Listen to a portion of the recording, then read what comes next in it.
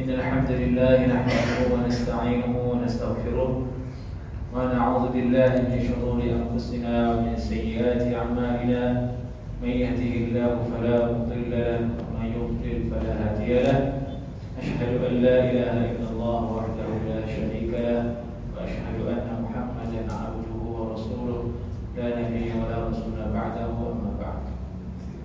Hadirin afani Allah wa iyyakum ajma'in.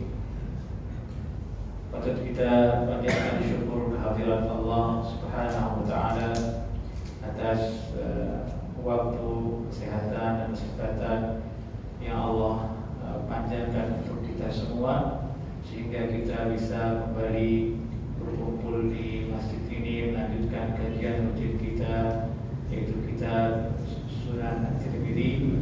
Dan kita sebelumnya masuk ke dalam kitab Al-Buyu', masih dalam kitab Al-Buyu', dan terakhir seingat kami di bulan Sya'ban kita telah membahas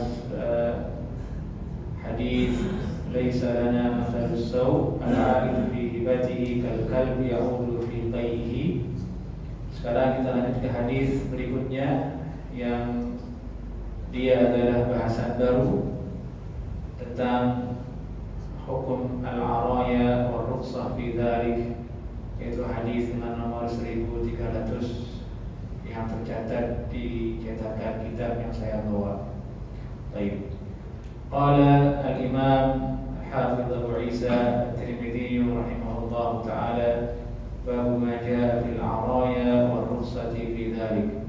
Bab pembahasan tentang jual beli araya atau ariyah dan adanya rukhsah di dalam hal tersebut. Apa itu araya? Apa itu ariyah? Jamaah sebelumnya pernah dengar atau tidak? Belum pernah kan? Ini bahasan, salah satu bahasan perkara yang pernah terjadi di zaman Nabi Sallallahu Alaihi Wasallam, disebut dengan jual beli al-araya atau al-ariyah. Salah satu sebabnya dikatakan ariyah karena pemilik kurma itu menelanjangi kurma tersebut dari hukum yang haram. Jadi yang nampak padanya adalah hukum yang halal, itu dikatakan ariyah. Itu salah satu sebabnya. Karena dalam bahasa Arab ariyah sebenarnya telanjang. Telanjang. Yang di sini telanjangnya adalah hukum haramnya.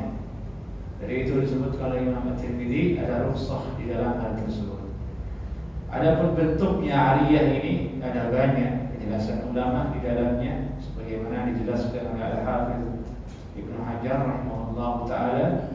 Lebih dari 5 bahkan 6 bentuk jual beli yang semuanya tergolong dalam bentuk al-araya atau al-ariyah. Tapi intinya ariyah itu adalah menjual kurma yang masih ada di pohonnya, ditukar kurma yang ada di pohon dengan kurma yang ada di bawah yang sudah dipetik.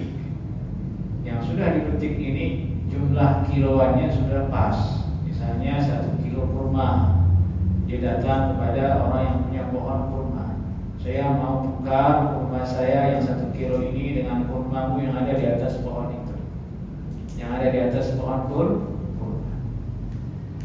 Yani tanpa diperjelas berapa kilo banyaknya yang ada di atas pohon kurma tersebut, intinya ditukar dengan 1 kilo yang saya bawa ini. Ini namanya araya. Dikecualikan karena dulu zaman Nabi Sallallahu Alaihi Wasallam tidak semua orang di zaman itu punya kurma yang layak untuk dimakan. Sesekali para sahabat butuh dengan kurma yang agak basah sedikit, yang kalau dikonsumsi menjadikan perut adem tidak panas. Ini bisa dibuktikan. Hari ini kalau antum makan kurma yang kering 5-6 setiap hari, panas pak perut. Kurma yang kering itu tuh, yang dijual murah. Kalau atau ke Madinah. Ada yang dijual kurma 2 real, 5 real, kurma kering. Itu harus makan, panas bro. Bayangkan di zaman Nabi berbulan-bulan bahkan berminggu-minggu mereka tidak punya kurma yang agak basah sedikit. Butuhlah para sahabat dengan jenis kurma yang mengademi perut sedikit, sesekali melapor ke Nabi SAW. Boleh tidak ya Rasulullah, kurma yang hari ini ditukar dengan kurma yang masih segar di atas itu supaya perut jadi bagus lagi. Diizinkan oleh Nabi SAW. Itu namanya araya. Pada dasarnya tidak boleh sebenarnya tukar-tukar kurma tanpa ada kejelasan jumlahnya, masuk ke riba. Karena kurma dengan kurma itu riba, kecuali sama takarannya. Ingat pelajaran yang dulu, mislan bimislin, ha wa ha, harus setimpal. Kurma dengan kurma harus setimpal, harus kontan. Nah ini kalau dijual sekarang dengan cara seperti itu, otomatis tidak setimpal jumlahnya. Yang di bawah itu 1 kilo, yang di atas tidak jelas berapa. Kalau dibiarkan jatuh kepada riba sesungguhnya. Tapi kan ada hajat seperti itu, Nabi yang menentukannya, akhirnya ada rukhsah di dalamnya. Dari itu jumhur ulama mengambil hadis ini, mereka mengatakan tukar-menukar kurma dengan bentuk seperti araya itu boleh hukumnya, dikecualikan dari hukum riba. Nah, inilah maksud dari hadis yang di bawah ini. Beliau berkata Imam At-Tirmidzi dengan sanadnya qala haddatsana Hannad qala haddatsana Abdah an Muhammad bin Ishaq an Nafi' an Ibn Umar an Zaid bin Thabit anna an-nabiy sallallahu alaihi wasallam nahaa 'anil muhaqalah wal muzabanah illa annahu qad adina li ahli al-'araya an yabi'uha bi mithli khasya. Baik. Hadis berikutnya juga sama. Ini menguatkan bahwasanya karena araya ini adalah salah satu kasus yang dikecualikan dari hukum riba, ada pembatasan di dalamnya. Qala haddatsana Abu Hurairah, qala haddatsana Zaid bin Hubab, an Malik bin Anas, an Dawud bin Husain, an Abi Sufyan, Maula ibn Abi Ahmad, an Abi Hurairah, anna Rasulullah sallallahu alaihi wasallam rakhasa fi bai'il araya fima duna 5 awsuqin atau kaza. Yani dari Abu Hurairah, sesungguhnya Rasulullah sallallahu alaihi wasallam meringankan, ada rukhsah, boleh jual beli araya tapi dalam jumlah kurang dari 5 awsuq. Kurmanya kurang dari 5 awsuq, 5 awsuq. Berapa kilo sekarang? 612 kilogram. 612 kilogram. Lebih dari itu tidak boleh. Dibatasi dengan jumlah seperti ini karena ada nas dari Nabi sallallahu alaihi wasallam. Nas artinya ada keterangan langsung dari Nabi dengan jelas, 5 awsuq, duna 5 awsuq. Lebih dari 5 awsuq maka hukum araya tidak berlaku, artinya jatuh dalam riba kalau diterapkan dalam jumlah lebih dari 612 kilo. Di bawah itu halal, boleh hukumnya, berlaku padanya hukum araya yang dibolehkan oleh Nabi sallallahu alaihi wasallam. Baik. Hadis berikutnya juga demikian. Ini ada beberapa hadis yang didatangkan oleh Imam At-Tirmidzi untuk menjelaskan hukum araya ini. Hadis berikutnya adalah qala haddatsana Qutaibah qala haddatsana Hammad bin Zaid an Ayyub an Nafi' an Ibn Umar an Zaid bin Thabit anna Rasulullah sallallahu alaihi wasallam arkhasa fi bai'il araya bi kharsiha. Sungguhnya Rasulullah sallallahu alaihi wasallam telah meringankan jual beli araya dengan takdir khars. Khars artinya ditukar dengan kurma yang sudah diperkirakan. Perkirakan berapa jumlahnya, tidak pasti. Nah, diperbolehkan. Dan ini diamalkan oleh para ulama, antaranya Imam Asy-Syafi'i, Imam Ahmad, Ishaq bin Rahawai, semuanya mengatakan araya itu dikecualikan dari jual beli yang dilarang, tidak masuk ke dalamnya riba, karena Nabi Sallallahu Alaihi Wasallam yang mengizinkannya. Hadis ini menunjukkan jemaah betapa dulu betapa Nabi SAW itu tidak menginginkan kesusahan untuk umatnya. Rasulullah SAW itu selalu memberikan kemudahan untuk umatnya. Banyak sekali kasus di zaman Nabi itu masalah agama, semua jalan keluarnya mudah. Dan itu dasar di agama ini. Contoh dulu di zaman sahabat ada yang junub, dia ingin sholat, tapi dia kepalanya itu sedang luka. Bertanya ke sahabat, saya harus mandi atau bagaimana? Kamu harus mandi. Itu pendapat sahabat. Dilaporkan kasusnya ke Nabi. Ya Rasulullah, si fulan berfatwa disuruh mandi, orang lagi sakit kepalanya, suruh mandi junub tapi mati orangnya. Itu kalau bukan Nabi, suka nyusahin. Sama, sebagian ustaz juga begitu. Kalau berfatwa itu senang nyusahin orang. Nauzubillah min dzalik. Jadi jangan kira jemaah yang susah-susah itu selalu adalah kebenaran. Bukan itu. Justru sebaliknya, syariat itu mudah. Dan Nabi nyuruh yassiru wa la tu'assiru, mudahkan dengan bersusah. Jangan ribet, karena kalau diribetkan manusia itu lari dari agama. Dari itulah salah satu hikmahnya agama ini turun di bangsa Arab, karena orang Arab itu nggak mau ribet, simple sampai sekarang. Mana ada contoh nih?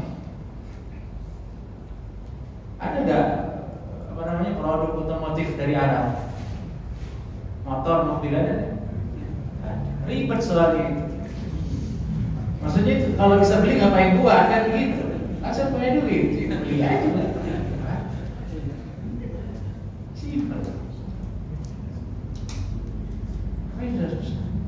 Jadi itu orang Arab itu paling butuh dengan pembantu. Dia nggak mau ribet. Dia mobil cari sopir dari Indonesia ya. Dia punya keluarga cari bisa membantu. Katanya membantu. Saya nggak mau ribet. Uang saya ada. Kita bayar selesai. Kalau kita nanda, ini semuanya ribet. Kalau dengan mobil jangan sopir, jadi dia nyetir mobilnya bagus. Jangan membantu jadi gini nanti. Disitulah diturunkan agama Islam. Mudah sekali. Dan itu nanti prinsipnya Nabi selalu pilih yang termudah, selama hal itu boleh hukumnya. Prinsipnya Nabi SAW memilih yang paling mudah selama hukumnya boleh, bukan yang paling ribet, paling mudah. Dan ternyata itulah yang betul. Itulah yang benar dalam prinsip hidup. Jangan bikin ribet sesuatu yang mudah. Kapan saja kita langgar itu lahir masalah.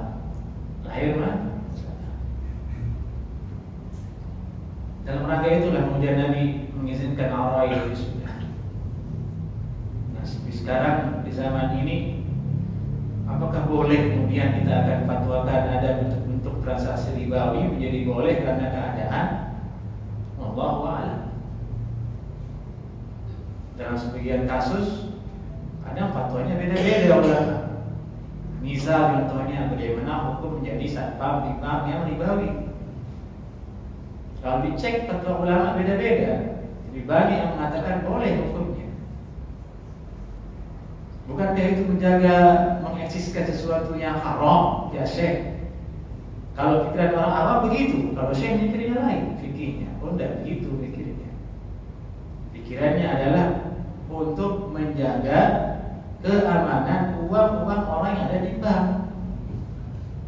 Kalau nggak ada satpam, begal datang sana ambil duit habis semua, terjadi kerusakan lebih banyak.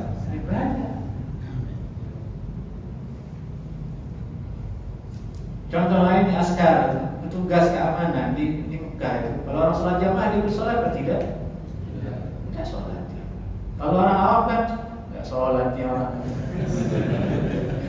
Orang bodoh nggak sholat, ini Wahabi nggak sholat dia. Ada yang lebih dari itu yang ingin diwujudkan, keamanan. Keamanan itulah fikih jemaah, itulah fikih. Dan semoga hal-hal seperti itu selalu bisa ada di diri kita masing-masing dalam menentukan suatu keputusan sebelum memvonis, sebelum menilai. Ya, kasus sederhana di rumah kita, di keluarga kita, itulah yang dilakukan dengan bijaksana. Ini tidak mudah seperti itu. Baik.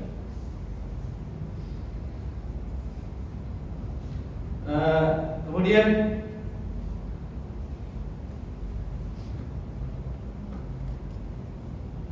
hadis berikutnya, kita lanjut ke hadis bab ma jaa fi karahiyatin najash fil buyut. Ini bahasan lainnya, Pak. Bab bahasan tentang dibencinya najash dalam jual beli. Ini najash ini adalah suatu tindakan yang dilakukan oleh penjual supaya barang dagangannya itu laku, yaitu dengan cara menawar. Dia menyamar atau komplotannya nawar barang yang dijual sendiri dengan harga yang lebih tinggi, supaya terkesan barangnya itu layak dengan harga yang tinggi. Nah, ini kalau bahasa sekarang ingin menaikkan value barang itu. Dia ingin menaikkan value barang itu supaya bisa dihargai mahal.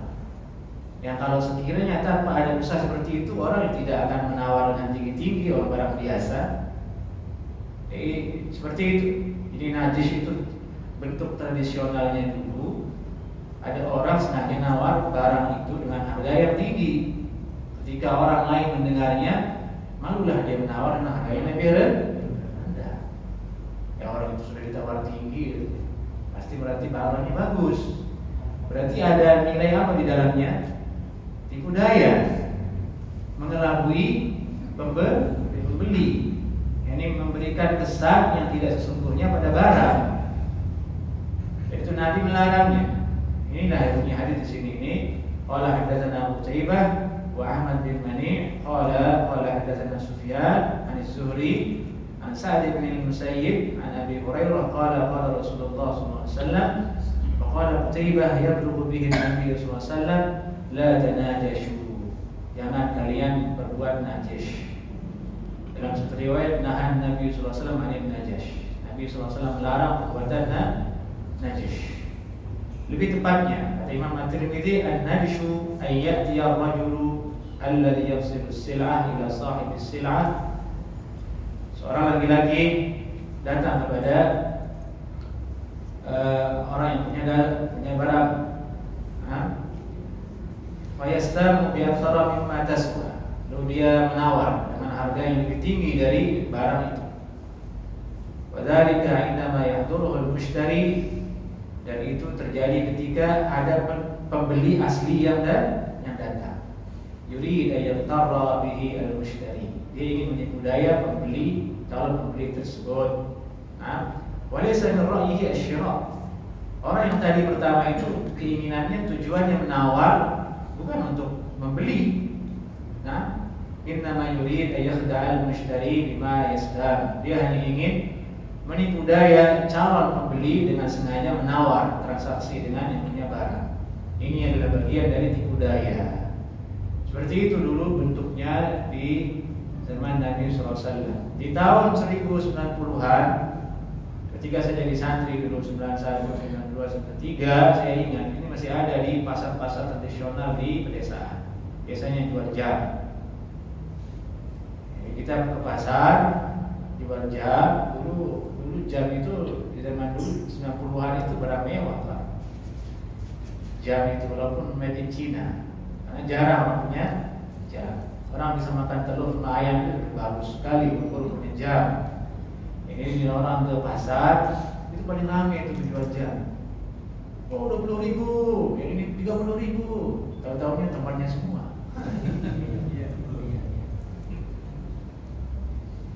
langsung bilang iya, seperti ngalamin dulu itu. Pernah tahu kan? Ya, itu masa lalu tentang sunat Tuhan atau berapa Tuhan. Kalau yang kaya ada dia nggak tahu itu. Nah.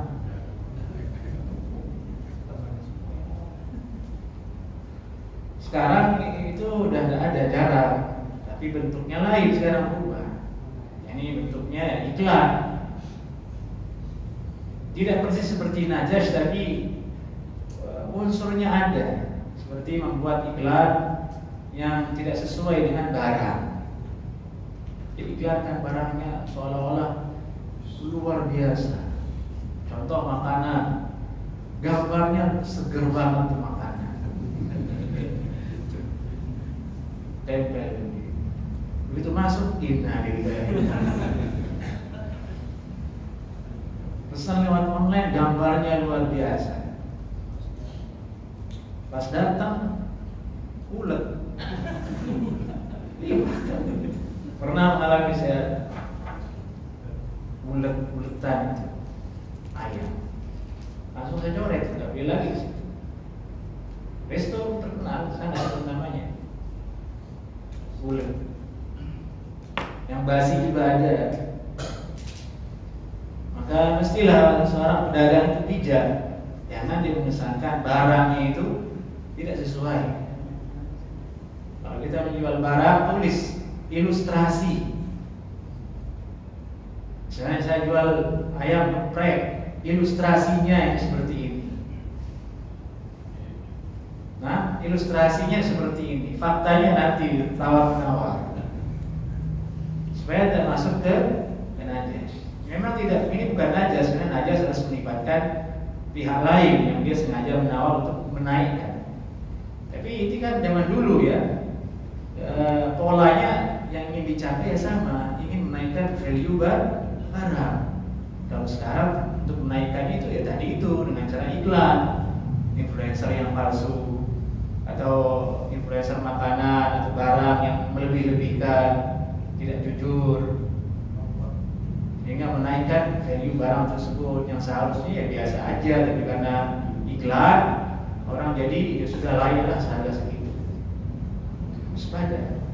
Yang ingin dihindarkan dari najas ini adalah tipu daya itu. Darbun minal khid'ah. Ada bagian di situ menipu daya. Maka berlaku pada semua bentuk jual beli, meskipun tidak ada pihak lain yang ikut menawar. Nah, ini umumnya. Nah, makanan, baju, peternakan, bahkan sekolah, nah, semuanya, layanan, ya harus dengan seadanya. Nah, hindari menaikkan value dari barang dengan cara yang tidak baik. Nah, karena itu akan merusak ekosistem jual beli. Kalau semuanya orang sekarang seperti itu, yang terugi siapa? Pelanggan, konsumen, dan semua orang adalah konsumen pada dasarnya, sesuai dengan apa yang dia butuhkan. Dan bayangkan jika itu terjadi di semua lini, yang kena imbas ya kita juga. Itulah syariat Islam, kemuliaan yang diajarkan, akhlak yang tinggi diajarkan, semuanya itu untuk kebaikan manusia itu sendiri secara menyeluruh. Tapi kadang manusia tidak berpikir seperti itu. Dia memikirkan dirinya sendiri, keselamatan dirinya sendiri. Padahal dia juga jadi korban atas apa yang dia lakukan sendiri, menipu. Tapi dalam hal yang berbeda, dalam hal yang lain. Dan itulah yang sedang kita hadapi sekarang di tanah air kita, di masyarakat kita. Susah yang namanya orang jujur dalam jual beli. Susah yang namanya transparan dari apa yang kita beli. Seperti itulah. Maka cara memperbaikinya dari diri kita sendiri. Kita mulai dari diri kita sendiri untuk tidak melakukan yang hal seperti itu. Baik, ini makna hadis Nabi SAW tanajus tadi itu. Qala Syafi'i, berkata Imam Syafi'i, wa in najasha rajulun fannajishu athimun fima yasna. Jika seorang itu melakukan najas, maka orang yang najas itu berdosa dengan apa yang dia lakukan. Ini orang yang sengaja menawar untuk menaikkan harga itu, untuk menipu daya pelanggan itu berdosa nih. Tapi kalau terjadi jual beli, sah jual belinya. Lianna al-bai' ghairu najis, karena orang yang menjualnya bukan dia yang ikut menaikkan mempori harga, tapi orang lain. Perangkat adalah dia. Jadi beda antara hukuman dan hukum akad. Menurut Imam Syafi'i jual belinya sah meskipun caranya dengan najas. Yang najas dapat dosa. Ini menurut Imam Syafi'i rahimahullah taala, dinukilkan oleh Imam Abu Isa At-Tirmidzi rahimahullah taala. Baik. Sekarang kita lanjut ke hadis berikutnya. Bab ma jaa fil imtihani fil wazn. Bab membahas tentang memberatkan timbangan, sedikit memberatkan timbangan. Baik. Kita baca hadisnya dulu.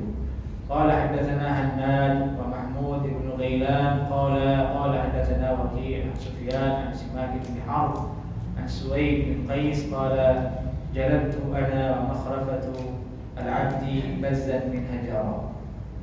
Beliau berkata, Suwaid bin Qais, aku pernah mendatangkan baz dari daerah Hajar. Baz ini semacam pakaian yang agak mewah, terbuat dari sutra atau mirip dengan sutra dari daerah bernama Hajar. Ada yang mengatakan Hajar ini daerah yang ada di Yaman, ada yang mengatakan ada di daerah Bahrain hari ini. Ya intinya di situ, namanya Hajar. Faja'ana Nabi sallallahu alaihi wasallam fasawamana bi sarawila. Lalu Nabi sallallahu alaihi wasallam menemui kami dan beliau pun sawamana. Sawamana itu artinya adalah transaksi, tawar menawar. Tawar menawar untuk bisa sampai ke kesepakatan. Jadi atau tidak, tertarik atau tidak dengan barang tersebut. Ini penjual menjelaskan ini barangnya dari ini supaya pembeli tertarik. Nah, itu apa namanya kalau bahasa sekarang? Menjelaskan produk, sales juga menjelaskan produk barang supaya calon pembeli tertarik. Apa namanya?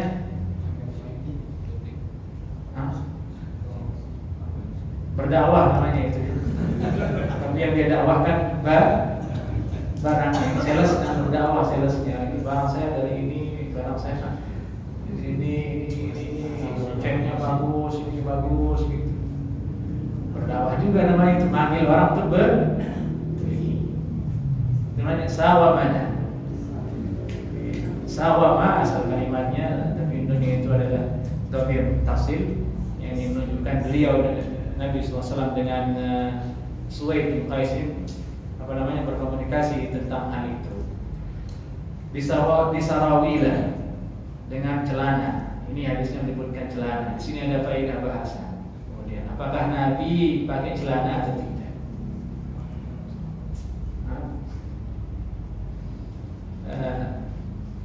Di situ ada beberapa nukilan dari ulama yang perlu kita untuk dengarkan. Di antaranya Imam Asy-Syaukani rahimahullah taala dalam kitabnya Nailul Awdar, walakinnahu ishtaraha wa adina bilubsiha.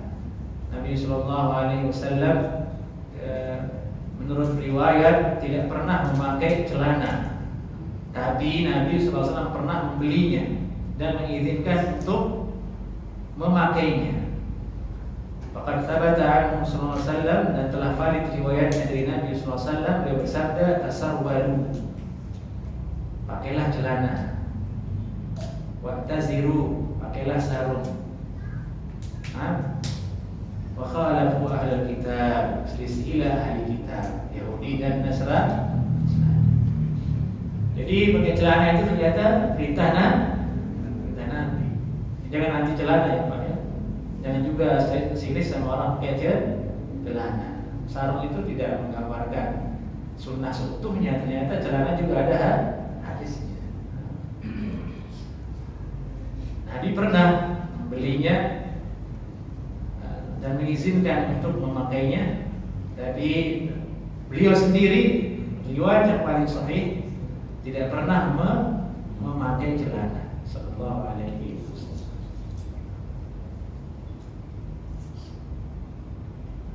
Kemudian ulama memberi batasan celana itu. Kalau sekarang kan pantalon bahasa Arabnya, celana dengan model yang datang dari penjajah, yang dari kelas SD kita disuruh pakai. Dulu kelas SD celana sampai cuman apa? Itu celana antum SD dulu. Nah itu penjajah yang punya kan, dia yang ngajarin. Anak Islam nggak boleh kelihatan paha kan. Bantalun kalau itu namanya, bantalun, ketat, membentuk. Kalau ini diperbincangkan oleh ulama, bahkan ada yang tidak membolehkannya kalau memang menyelisihi syariat, yaitu ketat, membentuk. Nah, itu tidak boleh bagi seorang lelaki. Nah, tapi mirisnya itu yang banyak.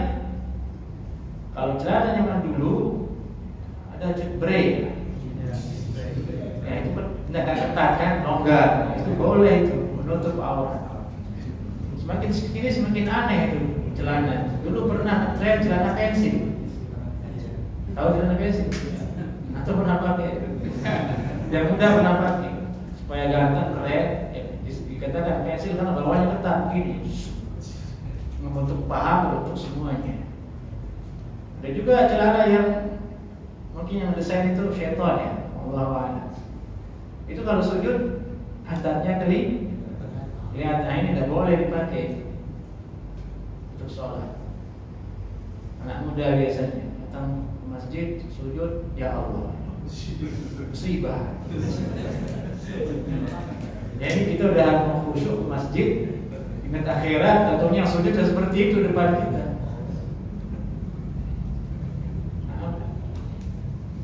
Jadi perlu juga di masjid ditulis harap menggunakan celana yang layak. Nah, supaya anak muda itu mengerti dan sadar, tidak mengganggu ibadahnya orang sholat, orang yang mengerti. Karena dia begitu karena tidak tahu hukumnya, yakin dia tidak tahu itu hukum. Jadi ingin berbuat baik, ingin mengamalkan yang baik, dia tidak tahu hukumnya. Jadi butuh nasihat. Celana yang itu bangkal seperti itu, tidak diizinkan. Kalau bangkal di zaman itu dia menutup, nah, longgar, yang sekarang biasanya banyak dipakai sama orang Turki. Seluar panjang, tidak sampai menyekek kemaluan laki-laki. Longgar bawahnya itu sampai ke paha sini. Kalau dipakai, bisa mungkin orang diketawain sama orang. Biasanya yang pakai itu Afghanistan, Pakistan, sama Turki. Banyak itu dipakai di Saudi.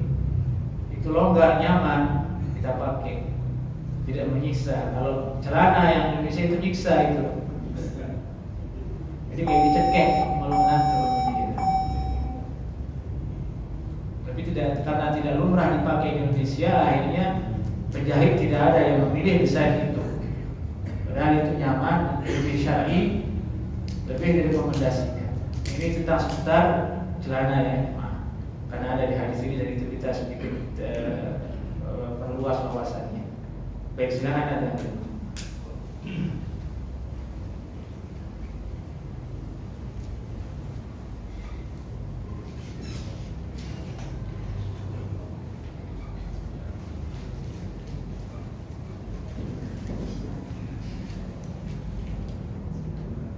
Lanjut ke hadisnya.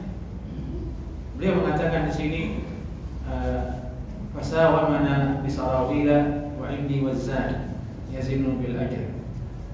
Dan selain menyebutkan tentang celana sarawil, Suwaid bin Qais juga mengatakan, dan saya juga ketika ditemui Nabi SAW memiliki wazan. Di tempat saya itu ada wazan, yazinu bil ajr. Wazan itu orang yang memiliki profesi untuk menimbang barang orang-orang di pasar.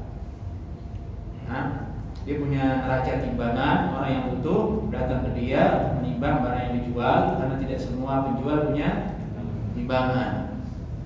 Kalau butuh dia datang ke orang itu bayar, diujrah. Yang mau ditimbangin barangnya bayar. Sini ada faedah kata ulama bahwasanya hal itu boleh dilakukan. Di antara profesi yang boleh itu adalah menjadi tukang timbang. Kalau orang tidak memiliki alatnya. Nah, terkait dengan ini Nabi SAW bersabda kemudian kepada tukang timbang itu, Zin wa arjih. Kamu kalau nimbang silakan timbang wa arjih. Beratkan timbangan.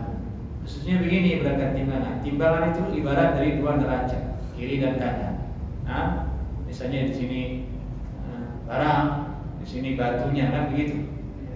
Kan begitu jemaah. Ini kan tradisional banget, karena sekarang kan jarang pakai itu. Sekarang digital. Kita tidak tahu itu error apa enggak baterainya. Iya, saya juga nggak tahu juga. Sekarang kan beli kuah angka begitu aja itu, enggak sih? Ya jangankan timbangan digital sekarang, orang aja bisa diubah sekarang jadi gambar sama digital itu saking modernnya. Nggak tahu. Kalau dulu kan masih fisik, ya. Fisik itu juga diakalin juga sama orang. Entah itu lebih berat lah, entah tengahnya diapain gitu, otak-atik semuanya. Tapi ya intinya harusnya penjual itu takut kepada Allah Subhanahu wa taala ya. Ini yang jual barang masih dengan cara menimbang, takut kepada Allah. Walaupun dia pakai digital, dia harus periksa itu timbangan digitalnya error atau tidak. Jangan dihack, jangan di setting ya, jangan di setting, jangan. Takutlah kepada Allah Subhanahu wa taala. Nah, nyurangin timbangan itu tidak buat kita kaya. Gak mungkin lah. Antum hanya kaya dengan ngurangin satu on, gak mungkin. Terus gara-gara itu kita akan masuk neraka, kan gak sesuai, gak cocok. Ini kalau ekstrimnya itu mending korupsi 100 juta gitu daripada udah jelas gitu kan. Duitnya ada bisa beli sesuatu. Nah itu nggak boleh juga, kan? Itu salah juga. Kalau seandainya pilih mana yang lebih menguntungkan di antara dua keburukan itu, yang mending dia korupsi 1 miliar.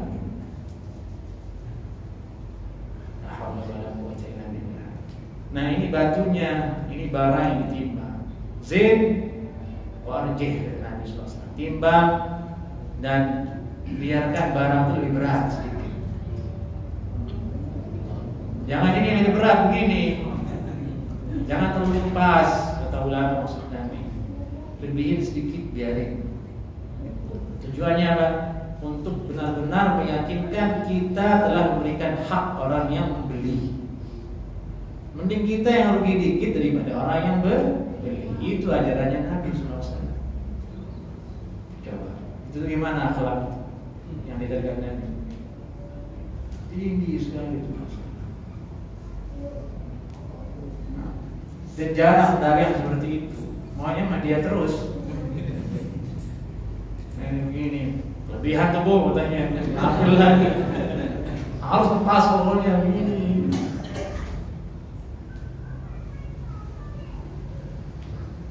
Nabi mengajarkannya lebih bagus lagi, agar supaya kita memberikan hak pembeli itu tidak ada keraguan sedikit pun.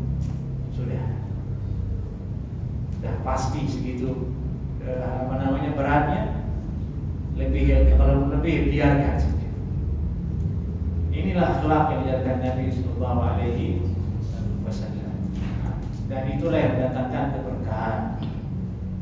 Datang keberkahan, orang tahu, oh itu penjualnya jujur, oh baik penjualnya, nggak pernah curang, dia dilebihin sedikit. Besok datang lagi dia beli di sana aja.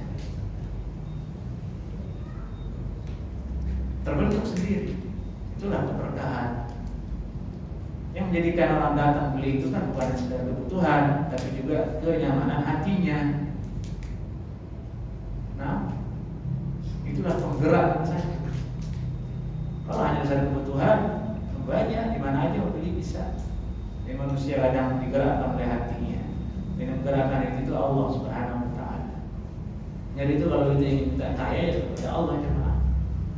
Kalau kita ingin laris dagangan ya kepada Allah mintanya, sambil menjalankan perintah Allah Subhanahu wa taala yang jujur, berdoa. Nanti Allah gerakkan hati orang untuk datang belanja, datang beli. Pasti itu. Tak boleh ragu dalam hal itu. Kalau kita sebagai seorang yang bergelut dalam jual beli, itu sudah pasti Allah akan gerakkan. Jadi itu ibu-ibu, beda harga 2.000 aja didatengin.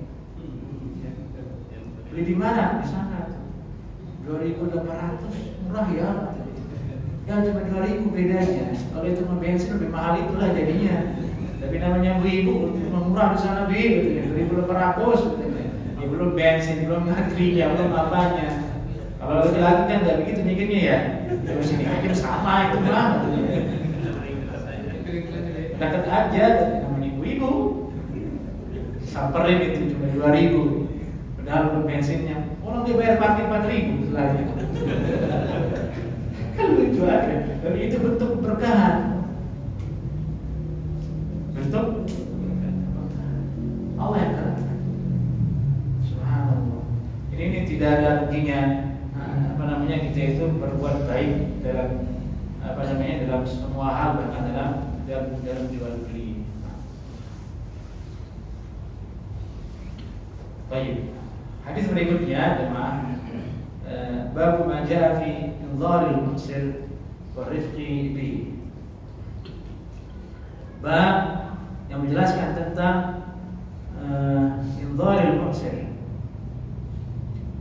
memudahkan orang yang kesulitan. Ini maksud di sini maksudnya orang kesulitan bayar hutang, kesulitan dalam semua hal. Warifqi bihi, dan sikap lembut kepada dia. Ini juga akhlak dalam jual beli yang diajarkan Nabi Sallallahu Alaihi Wasallam. Ini adalah nasihat untuk semua orang-orang yang memiliki karyawan, orang-orang yang memiliki bawahan, agar dia sabar, agar dia bersikap lembut. Qala hadatsana Abu Hurairah, qala hadatsana Ishaq bin Sulaiman Ar-Razi, an Dawud bin Qais, an Zaid bin Aslam, an Abi Salih, an Abi Hurairah, qala Rasulullah sallallahu alaihi wasallam, man anzara mu'siran, siapa saja yang menunggu orang yang kesusahan, diberikan tempo, dia tidak memaksa, tidak harus saat ini, dia tunggu sampai dia mudah, atau dia melunaskan, itu dia membiarkan, tidak mengambil, dia tak mampu, sudah nggak usah dibayar, itu wada'ah lebih tinggi lagi. Kalau yang awal nunggu sampai dia mampu, kalau ini sudah saya ikhlaskan, tidak perlu, dan dia tidak mungkin lagi di belakang, ikhlas karena Allah Subhanahu Wa Taala, bukan karena ingin dipandang, karena ingin nanti supaya dia taat kepada saya, dia tunduk kepada saya. Kalau itu bukan ikhlas namanya. Nah, itu namanya manan, dicela oleh Allah Subhanahu Wa Taala. Dari itu antum kalau ngasih orang-orang seperti punya satpam. Nah, boleh dalam hati antum itu ada niat supaya nanti satpam ini mudah disuruh sama saya, supaya nanti dia lebih menjaga rumah saya. Itu manan namanya, bukan ikhlas antum. Susah Pak orang ikhlas.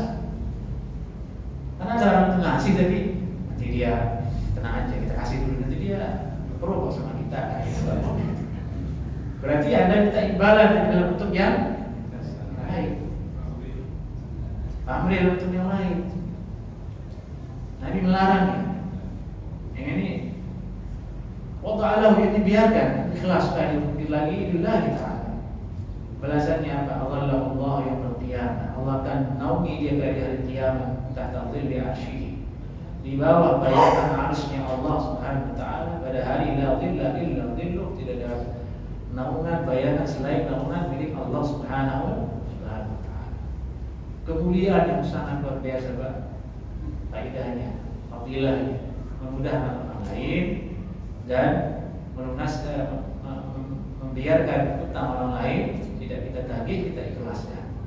Ini amalan, tapi sulit orang bisa mengamalkannya. Orang lebih ngejer i'tikaf 10 hari lebih ringan bagi dia daripada mengatakan hutang mulu. Betul atau salah? Betul atau tidak, jemaah? Banyak terbuka kalau bisa etikaf 10 hari, uji pun itu. Apalagi kalau makanannya ready. Makanannya ready semua datang. Tapi kalau giliran ini sampai seperti Al-Quran, wa in kana dhu usratin fadhilatun ila maisarah man adhara muksiran aw wada'ala wa dhallahu Allah yawmal qiyamah. Ini mengamalkannya Allah a'lam. Sulit sekali, apalagi di zaman penuh harta seperti di hari ini, apalagi di zaman yang semuanya hanya karena harta benda yang diperhitungkan, yang difokuskan oleh manusia. Sulit sekali. Jangan katakan orang lain yang berhutang yang kesulitan, saudaranya saja diperhitungkan. Yang seharusnya diberi nafkah saudaranya, dibantu adiknya, dibantu kakaknya, dibantu bapaknya, ibunya, tetap dijadikan sebagai problem. Dan lihat hari bagaimana bagi dia uang 5 juta, 6 juta, 10 juta itu sebenarnya sedikit. 10 juta itu hanya untuk sebulan dia saja, bayar token 5 juta, sisanya buat bensin dia. Tapi orang miskin berhutang ke dia 5 juta dulu.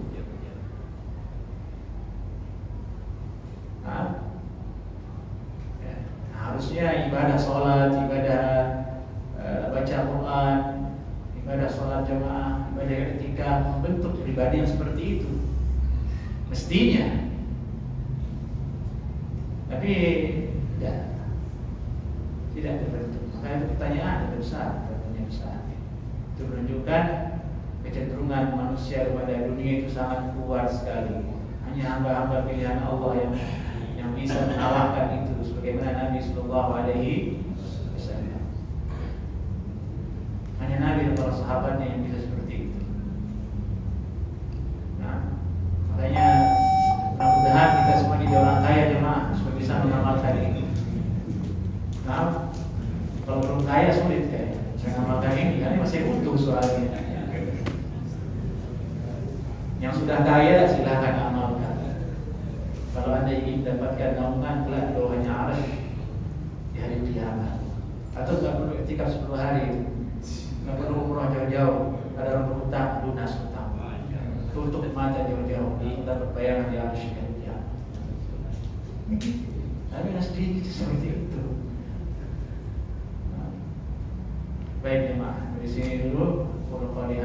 Assalamualaikum warahmatullahi wabarakatuh.